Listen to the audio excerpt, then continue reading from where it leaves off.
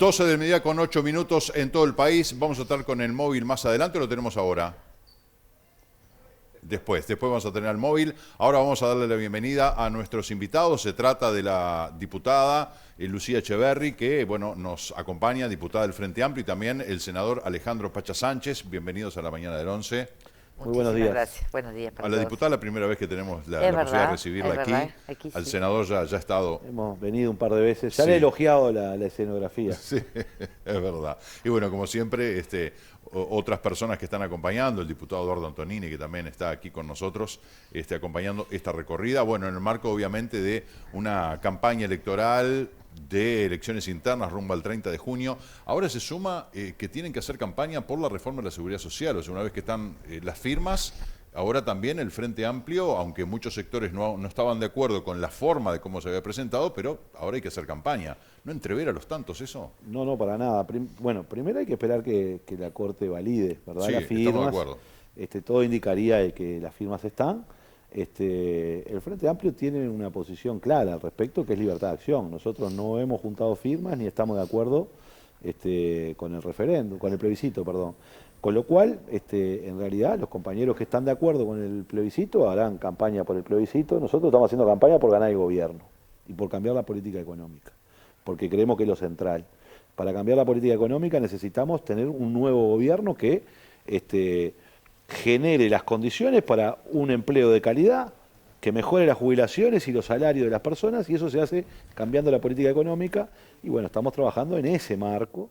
Es cierto, el plebiscito se entrevera, por supuesto, va a estar en la discusión, se dice de todo un poco. Nosotros somos claros, queremos ir al diálogo social, en el tema seguridad social, creemos que hay que modificar la ley que aprobó el gobierno, creemos que no es conveniente que la gente trabaje más y cobre menos, y lo que hay que hacer es, con una política económica distinta, aumentar las jubilaciones mínimas, como lo hizo el Frente Amplio en sus gobiernos, que en 15 años de gobierno las jubilaciones mínimas aumentaron un 300%. Ese es un camino que hay que continuar. Obviamente tenemos objetivos comunes con los compañeros que están en el plebiscito, pero no creemos que, desde nuestro punto de vista, estas cosas tengan que estar en la Constitución, sino que se tienen que hacerse de otra manera, con otra ley y en el marco de un diálogo. ¿Por dónde pasa la campaña de acuerdo a lo que recogen? Y después de las recorridas que hizo el Frente Amplio Te Escucha, que ya hay insumos importantes que fueron volcados en la elaboración del programa de gobierno, pero en estas recorridas, ¿qué palpan, por ejemplo, en Maldonado? Sí, por supuesto. Yo creo que muy bueno el señalamiento, ¿no? El programa recoge 1.800 reuniones que se hicieron durante 2 años de recorrer el país, lugar por lugar, departamento por departamento, localidad por localidad de cada departamento, que después además la militancia frente amplista pudimos todos y todas analizar, marcar los énfasis, incorporar otros elementos, ¿verdad? Y bueno, y ese es el programa que es nuestro paraguas, nuestro programa único y que entendemos que son las certezas que se le ofrece a la gente. Ahora, claro, eso que establece el rumbo, después en la medida que pasa el tiempo y en la cotidianidad de la vida uno va recogiendo otros énfasis. En esta oportunidad, en la campaña electoral, donde uno intensifica las recorridas que han sido permanentes, se va encontrando que hay una cuestión que es presente en todos los departamentos y no tiene distinción, que es la seguridad.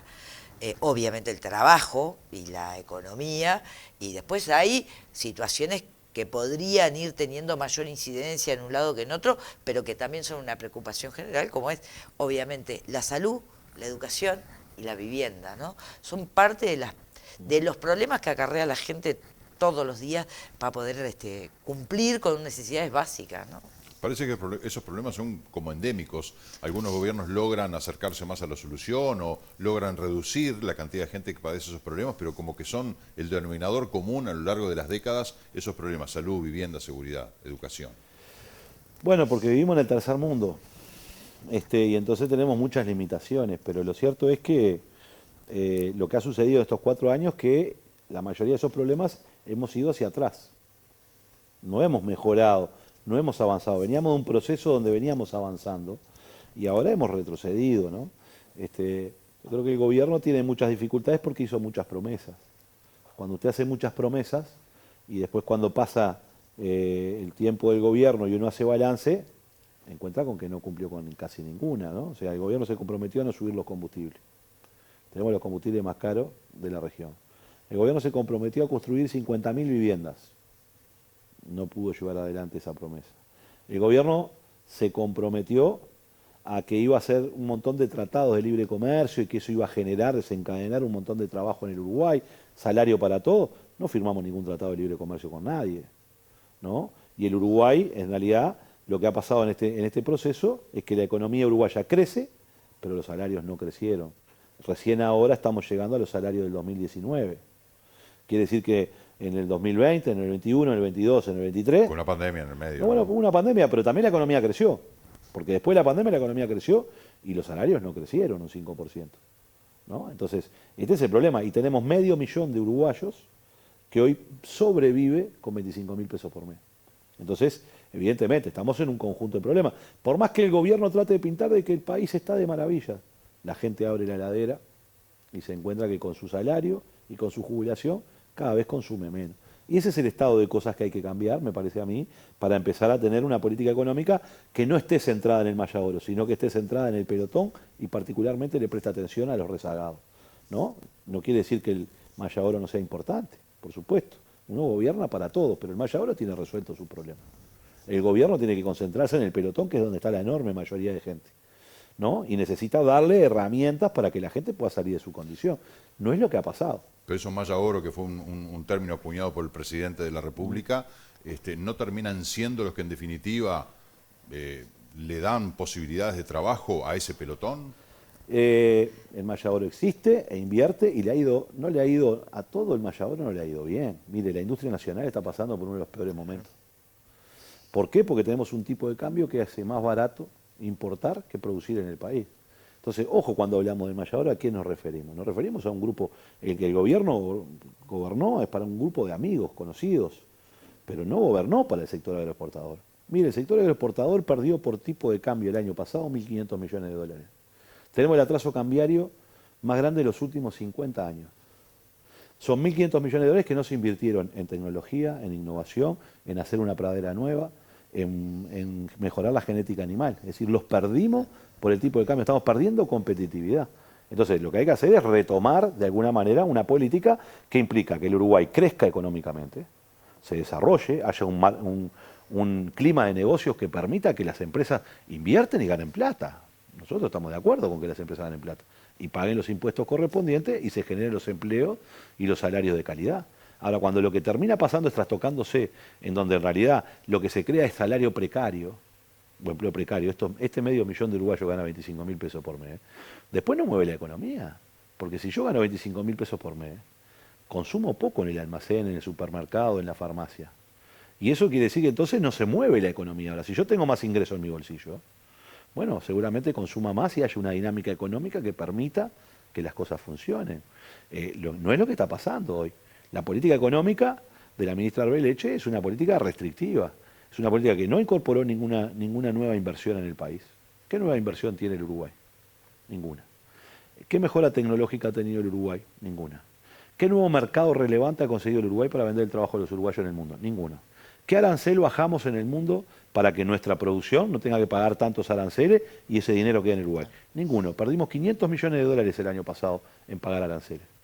Entonces, ¿dónde están los beneficios de una economía que crece, se desarrolla y distribuye además? Bueno, creció una parte muy pequeña para el sector especulador, el que no genera fuentes de trabajo, el que no genera actividad económica, el que no genera crecimiento, el que no produce nada, sino que especula, ¿verdad? Y ese es el sector que ha ido muy bien. Al resto de los sectores, al sector agropecuario, más allá de que ha tenido buenos precios, el atraso cambiario lo está liquidando. Y el altísimo precio de los combustibles también. Al sector de la granja, ni que hablar. Al sector turismo. Con lo caro que estamos, ustedes saben, este es un departamento que vive del turismo. Estamos teniendo enormes dificultades. Yo digo, es cierto, el Uruguay se vio afectado por el tipo de cambio con Argentina, que es una situación extraordinaria. Ahora, ¿dónde está la política del gobierno para captar otros públicos? Para apoyar al sector cuando estuvo en los peores momentos, para subsidiarlo, para que no se fundiera, para que no cerrara, porque todos sabemos que una empresa que cierra es una empresa que después cuesta abrir. Si no se abre generalmente. Bueno, eso pasó en el país. Y pasó porque la política económica fue en modo automático. Y no reconoció las distintas problemas que se estaban dando. Bueno, eso es lo que hay que cambiar, porque el Uruguay tiene que seguir creciendo, pero tiene que repartir un poco mejor. Cuando estamos en una campaña electoral como la actual, vemos que los partidos políticos de oposición enumeran las cosas que se hicieron mal, dónde estuvieron los fracasos, lo que no continuaron de gobiernos anteriores. Una lista como de reclamos, de recriminaciones y de subrayar todo lo que el gobierno hizo mal. Lo mismo vivimos hace 5 años. En el año 2019, los partidos hoy gobernantes estaban permanentemente listando los errores del Frente Amplio, lo que no habían hecho, lo que habían hecho mal por culpa del Frente Amplio esto, por culpa del Frente Amplio lo otro. A lo que voy, la gente ya sabe lo que hizo bien y mal el Frente Amplio, ya sabe lo que hizo bien y mal este gobierno. El tema son las propuestas, de decir, bueno, yo voy a generar fuente de empleo porque necesitamos que esos 500.000 uruguayos ganen más de 25.000 pesos. Estamos todos de acuerdo. ¿Cómo lo hacen? El tema de hablar de propuestas realmente, decir, bueno, yo no voy a criticar al gobierno de coalición. Yo voy a decir, yo Frente Amplio, voy a decir que yo a esas 500.000 personas, yo las voy a sacar de esa situación de pobreza porque voy a generar a través de un fondo y de concurso, qué sé yo, que hagan propuestas. Lo mismo el partido o los partidos hoy gobernantes. Es decir, permanentemente pase de facturas y no decir cómo van a hacer para realmente solucionar los problemas de la gente. Bueno, lo que pasa es que uno para intervenir a un paciente, ¿verdad? Si tiene una enfermedad, tiene que tener un diagnóstico. Si el diagnóstico es malo, el paciente vino por un problema del corazón y usted le opera el hígado. Pero el diagnóstico ya estamos llenos de diagnósticos. Entonces, si el diagnóstico es que tenemos una política económica que no invierte, bueno, lo que hay que revertir es eso. Eso pasa de la siguiente manera. El Uruguay no es lo mismo generar empleo en el este del país que generarlo en el litoral o en el centro. Hay condiciones económicas, sociales, culturales y de infraestructura distintas.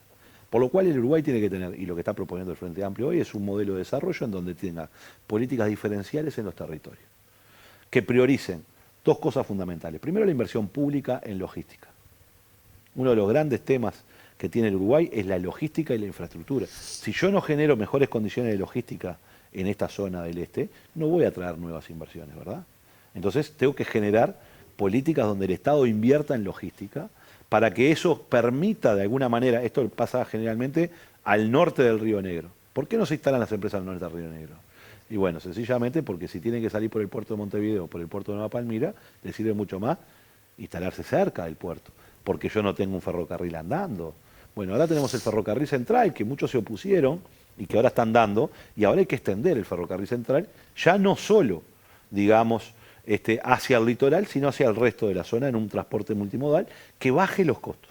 Segundo, hay que generar una política energética para el sector industrial diferencial, que le baje los costos de la energía, ¿verdad? Y tercero, que es muy importante, tenemos que seguir rodeando con la Universidad Tecnológica y con la Universidad de la República y con la UTU la formación de los recursos humanos. Porque yo no voy a traer una inversión. Por ejemplo, Google se está instalando en Uruguay y eso nos permite generar un conjunto de inversiones y de empresas de tecnología, de innovación. Ahora, si yo no formo la gente para eso, tampoco van a venir. Porque si usted viene a instalarse aquí al país, pero no tiene la infraestructura, tiene la tecnología, tiene la materia prima, pero no tiene las personas que puedan cambiar eso, estamos fritos. Ese es un camino muy importante. Segundo elemento, en esta área, hay que volver a invertir en vivienda. Hay que volver a invertir en vivienda. Y el Estado tiene que invertir en vivienda, porque cuando usted invierte en vivienda, mueve la construcción, que además genera muy buenos puestos de trabajo, bien remunerados, pero mueve el resto de la economía.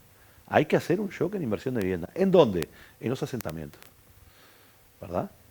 Y generar nuevamente una política de vivienda para la clase media, para los jóvenes, por ejemplo. Los jóvenes que tienen un problema serio, no tienen capacidad de ahorro, trabajan pero pagan alquiler. Bueno, hay que darle subsidios a los jóvenes para que puedan acceder a un préstamo sin tener que tener todo el ahorro previo. Maldonado es un ejemplo de cómo se manejó el tema de los asentamientos. ¿Qué opinión tiene? Bueno, a ver. Que es una sucesión, ¿no? No se va a llevar las palmas este gobierno actual, sino que esto viene ya de intentos de gobierno del Frente Amplio. Bueno, se concreta ahora porque llevó muchos años. Sí. Pero la política que se llevó a cabo en Maldonado. Llevó muchos años y hubo además, en estos 15 años de gobierno del Frente Amplio, un cambio significativo en la política de vivienda, ¿no? No teníamos inversión entre el 2000 y el 2004, no tuvimos inversión en asentamientos más que en Montevideo y Canelones, y fundamentalmente en aquel problema que hubo a nivel del gobierno de ese momento, que la Torre de Antel, que invierte los asentamientos, y aquello finalmente en la crisis del 2002 se recortó, ¿verdad? Entonces, el cambio que se produce a partir del 2005 fue empezar a generar cuáles eran las condiciones objetivas para priorizar la inversión, en donde fuera necesario. Por eso Maldonado tuvo, ¿verdad?, un importante cambio en términos de vivienda, con regularización de asentamientos, pero también con la generación de vivienda nueva. Acá hubieron políticas de autoconstrucción en terreno público, políticas de construcción de vivienda para jubilados, políticas de construcción en cooperativas. Fue impresionante. Se terminó invirtiendo de un 0,1% del PBI, que eran en el 2005 94 millones de dólares, a un 2019 que terminamos en un 0,6, 320 millones de dólares al año. Lo que pasa es que eso fue lo que se paralizó. La creación de un escenario y un ámbito de articulación del sector público, de la política pública de vivienda y hábitat con el sector privado, fue en el año 2011, con la ley de creación de la vivienda, ¿no?, de la inversión privada en vivienda de interés social. Maldonado recibió una inversión importantísima de eso, que generó un nuevo stock, que generó fuentes de trabajo, empleos directos, indirectos, pero que el cambio en las condiciones de acceso hizo que se transformaran en viviendas para generar rentabilidad a un sector que ya tenía, o a reservas de valor, y no en que efectivamente se cumpliera el objetivo de que llegue a los sectores de ingresos medios, que puede pagar una cuota pero no el ahorro. Y ahí es donde nosotros decimos tenemos que profundizar. Acá hay organismos que hay que convocarlos a que sean parte de la solución, a que garanticen y fortalezcan la demanda de los jóvenes, de las familias de ingresos medios que tienen gurises a cargo, de la persona que tiene un empleo público y un gurí, de los adultos. ¿Por qué? Porque tenemos que fortalecer mecanismos de acceso al crédito acordes a la realidad de la familia, donde el Estado tiene que ser garante y no dejar solo librado a la generación de privilegios del sector privado. ¿Que necesitamos que invierta? Sí, pero necesitamos que invierta con un Estado presente para que cumpla su función de llegar a los sectores que más necesitan. Salud mental y adicciones es un problema enorme, ¿no? Nos preocupa mucho la juventud, lo que vimos el otro día, estos episodios importados, esta nueva realidad que tenemos en el Uruguay, de estas convocatorias por redes sociales, convocatorias masivas, a pegarse, a lastimarse, simplemente para establecer la supremacía de uno sobre otro, algo que no se entiende bien. ¿Cómo creen ustedes que se debe enfocar este problema de la juventud, que está desinteresada en la política, deserta del sistema educativo, el tema de las drogas, la desarticulación de los hogares, la pérdida de valores? O sea, tenemos una juventud que está bastante desorientada. ¿Cómo se puede hacer para ayudarla y ponerla en un buen trillo? No solo la juventud, ¿no? Porque en realidad los que cometen más delitos en Uruguay son adultos, ¿no? Sí, sí, estamos de acuerdo. Y los delitos son tremendamente violentos. Pero yo estoy preocupado igual que tú por el tema de los jóvenes. Creo que es un tema que está arriba de la mesa. Yo pienso que nosotros tenemos una sociedad donde además también les exige mucho a los jóvenes, ¿no? Los jóvenes tienen que estar en modo selfie siempre. Siempre tienen que estar contentos, alegres, felices, exitosos. Y cuando en realidad la vida es otra cosa. Uno no siempre está en el éxito, no siempre está feliz. La vida es éxitos y fracasos, alegrías y tristezas. ¿Y cómo administrar eso cuando en realidad estoy solo? Porque estoy en una soledad en donde además se le exige a la persona. Sos exitoso o sos fracasado en función de lo que tú hagas individualmente, no en función del contexto en el que tenés. Bueno, este es un tema muy complejo.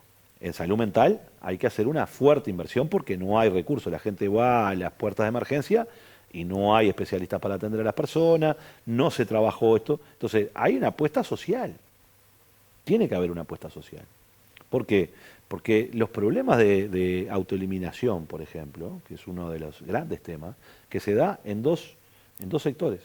En el adulto mayor, la soledad y el sentirse que ya no sos parte de nada, ni sos útil. Esto es una sociedad también que dice que si sos viejo, ya no servís, ¿no? Y en los jóvenes, esa idea de no entrar y no encajar y no pertenecer, esto genera un nivel de angustia brutal que termina con la culpabilización de la persona y por tanto la autoeliminación, es decir, los suicidios, que es uno de los grandes temas en el Uruguay.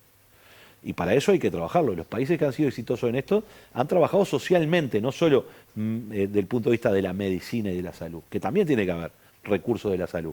Ahora, también lo que precisamos es que vos tengas la posibilidad de ser parte de un grupo de algo, ¿no? Es decir, cómo trabajamos para una sociedad que te cuide, cómo trabajamos para generar, y cuando hoy hablábamos de vivienda, hablamos de eso, también de colocar equipamiento público que le permita a los chiquilines ir a jugar un deporte, hacer deporte. Porque cuando haces deporte aprendés a ganar y a perder, aprendés que hay reglas, aprendés a ser parte de algo, te sentís parte de un entorno distinto. Los jóvenes y los veteranos. Yamandu Orsi, que nosotros estamos empujándolo como candidato a Yamandu Orsi, una de las cosas que se planteó en la Intendencia de Canelones, y nosotros creemos que es un plan que hay que llevarlo a nivel nacional, es iluminar todas las canchas de baifútbol. ¿Por qué? Y bueno, porque los gurises tienen que ir a jugar al fútbol, estar ahí hay un espacio que los contiene y no estar en la esquina, inventando a ver si nos agarramos las piñas en algún lado. Pero además creó 13 polideportivos, en donde ahí van los veteranos, ahí donde los no tan veteranos, y van los jóvenes también a hacer un conjunto de deportes y a generar un espacio de integración donde te sentís parte de algo, te sentís útil, compartís con un veterano que te va a contar la historia del barrio y lo que pasaba antes, y también a ese veterano le vas a decir lo que viene ahora, porque los jóvenes le van a transmitir lo que está pasando. Es un ganar-ganar. Y eso es brutal. Tenemos que volver a surcir nuevamente ese tejido social que nos contenía. Porque ahora nos sentimos todos empoderados con un celular, pero resulta que somos frágiles. Y precisamos un Estado que vuelva a cuidar a sus personas, que vuelva a generar espacios de integración, que genere oportunidades para todos, que permita la integración de los distintos. Que de vuelta en el club, en el fútbol o en el polideportivo te encuentres con alguien que está estudiando ingeniería y vos que sos hijo de una empleada doméstica, y diga, yo también puedo estudiar aquello, y yo puedo hacer esto otro, y puedas intercambiar esas cuestiones. Entonces, esa integración es la que precisamos retomar, porque de lo contrario vamos a seguir en esta sociedad de gente que anda sola, que no se siente parte de nada, y que además tiene una enorme rabia adentro, porque la sociedad le dice, eres tú el culpable de tu fracaso. Entonces después esa rabia la tiene que expresar con violencia. El otro genera miedo, ¿no? Que es lo que pasa. Sin duda. Entonces ahí hay que bajar una serie de políticas importantes, que van más allá de la discusión. Mire, yo propuse un proyecto de ley, muy sencillo, pero que vale para las cosas que nosotros queremos hacer en el futuro, como ejemplo.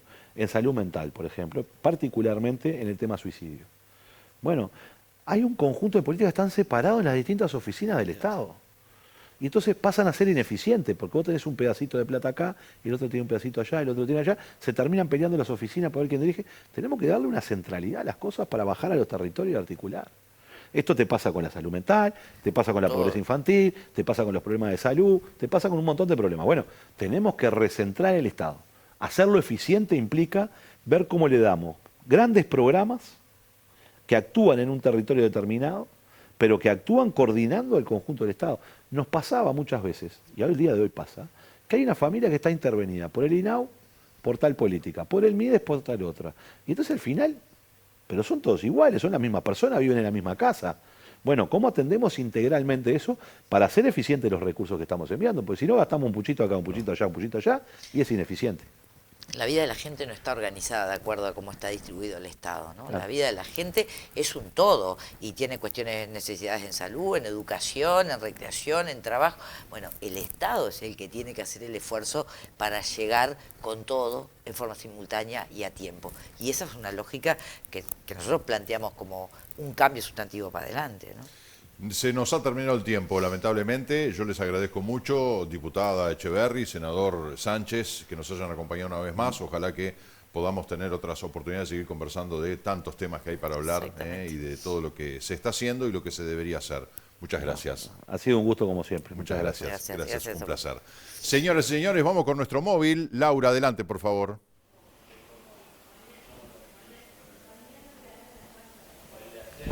Gracias, Marce. Bueno, nosotros nos vinimos rápidamente hasta la Casa de la Cultura, estamos en el patio de la Casa de la Cultura, para seguir charlando de arte, te lo decíamos en la intervención anterior. Este fin de semana se viene a San Carlos, en este caso, una obra muy particular, y ahí te van a contar un poquito más de qué se trata. Estoy en compañía de su director, de Lucas García, es el director de Puig Perfect, a ver si lo dije bien. Sí, lo dijiste bien. Buenas tardes a toda la audiencia. Sí, este sábado, mañana, a las 20 horas, vamos a estar en el Teatro Unión de San Carlos. Es un monólogo de una amiga francesa que se llama Joey Keg y lo crea en su maestría en la Universidad de Paul Valéry, allá en Francia. Lo crea como su egreso, como su tesis final. Crea un primer monólogo en francés que sigue vigente en la obra. Y lo estrena allá en Francia, está en Montpellier, también estuvo en un intercambio estudiantil en París. Ella viene a un intercambio estudiantil en la MAD, ahí la conozco, y me pide ayuda para que la dirija, para seguir extendiendo este material que ya tenía pronto, y ahí es donde nace la parte en español. Ella comienza a dominar el español y se le añade la parte en español, así que es un monólogo en francés con subtítulos al español y otra parte en español que trata acerca de la gordofobia, cómo es ser una actriz gorda en el teatro, en el cine, cómo se le imposibilita hacer muchos personajes, papeles protagónicos de una mujer gorda prácticamente no hay ni en el teatro ni en el cine, y cómo no encontraba trabajo. Y a la falta de trabajo ella decide, bueno, crear su propio medio de trabajo, su propio medio de expresión, y bueno, lo aborda desde el humor, roza el stand-up prácticamente, porque es una obra donde te reís todo el tiempo, pero que te deja con un poquito de reflexión, ¿no? No es una risa tan fácil. Y además es una obra para mayores de 18, ¿no? Es una obra para mayores de 18, pueden venir los menores acompañados con un mayor, sí o sí, pero sí, es una obra que hay un desnudo y también toca temáticas sexuales. Así que las entradas están en Hábitat a 300 pesos, así que les esperamos y nada. Está buenísimo el tema, lo charlábamos con Lucas hace un ratito también, porque además si ustedes leen un poquito sobre la obra, es una mujer que ha pasado por un montón de dietas desde que tiene uso de razón, ¿no? Y también con lo que eso provoca emocionalmente, en este caso en la actriz, ¿no? Total, en la obra se cuenta, aparece, todas las dietas que desde niña, desde los 5, 4 años, se comienzan a inculcar a una niña, cómo va creciendo con eso, llega a la adolescencia y permanentemente eso gira en torno a su vida, ¿no? Es como que no tiene escapatoria, no tiene fin, llega al sanatorio por una gripe y le dicen, bueno, tienes que bajar de peso, ¿no? Es como que, y tiene una frase muy particular que le dicen que le ofrecen la cirugía bariátrica como si fuese una moneda de 2 pesos, o sea, como que prácticamente todo en su vida, por tener ese cuerpo, gira en torno a eso, ¿no? Y acá también se trata de bajar un poco la línea de la hipocresía y decir, sí, soy gorda, tengo el cuerpo que tengo y ya está, no puedo hacer más, acéptenme así, quieranme así o adiós. Y si bien otra cosa también que vale contar es que si bien, como decía Lucas al principio, tiene un monólogo en francés, va a estar subtitulado, tiene una pantalla detrás subtitulada, o sea que es apto para todos. Total, los subtítulos van lentos, lo hemos trabajado bastante con ella. Si nunca has escuchado el francés, lo puedes escuchar ahí en vivo por una francesa original, nativa. Entonces, bueno, eso es una particularidad muy grande. También los subtítulos tienen una interacción con el público y con ella. Tiene danza. En su esencia es una performance. No quiero adelantar demasiado. Come tomate. Ahí está el tomate presente, es el elemento principal. Entonces, bueno, hay humor, hay danza, hay performance, hay un escupitajo a la hegemonía. Así que... ¿Cómo lo toma el público? Porque ustedes lo han presentado en Montevideo ya, ¿es la primera vez que van a estar en Maldonado? Sí, es la primera vez que vamos a estar en Maldonado. Venimos del ciclo de Nosotras, en el Teatro Solís, en la sala de Mira Agustín y en la Politeama de Canelones. El público se va bastante impactado, bastante a flor de piel. Hemos tenido una instancia en la Alianza Francesa de conversatorio y una madre se nos emocionó también otras chicas se emocionan al finalizar la obra por el reflejo y también porque alguien está diciendo algo que ellas siempre pensaron, que ellas siempre lucharon y que también ver reflejado en un teatro, en un lugar de protagonismo a una mujer gorda, no es poco común, lamentablemente. Entonces, si Joe puede, si ella puede, ellas también pueden tomar el rol protagónico en cualquier lado, a pesar de su cuerpo. Lucas, muchísimas gracias por haber charlado este ratito con nosotros. La invitación ya queda hecha, mañana sábado. Mañana sábado, 20 horas en el Teatro Unión de San Carlos. Las entradas las pueden encontrar en Hábitat y si no, por más información de la obra de nosotros, tenemos un Instagram, @pushperfect, PUTSH. Y nada, ahí tenemos más información de las próximas obras, se vendrán más, acá en Maldonado esperemos, así que nos pueden seguir por ahí y estar al tanto. Muchas gracias. Pueden ver también algún adelanto como para que vean con qué se van a encontrar mañana sábado allí en San Carlos. Nosotros tenemos que cerrar el trabajo del día de hoy, cerramos el trabajo del día de hoy, de la semana, con un viernes espectacular. Nos despedimos, que tengan un precioso fin de semana y nuestro reencuentro será el próximo lunes. Muchas gracias, Laura, gracias, Marcelo, gracias por el trabajo de hoy de nuestro móvil, también para ustedes un muy buen fin de semana y decirles que hemos llegado al final de este programa a las 12:39 de este día viernes. Gracias por habernos acompañado, ojalá, aunque haya algún pronóstico de lluvia, pero bueno, que se pueda disfrutar lo más posible. Estamos en otoño, es la estación que estamos transitando, por lo tanto también los días cambian. Gracias por vuestra compañía, les deseamos un muy buen fin de semana también a ustedes, nos reencontramos el lunes.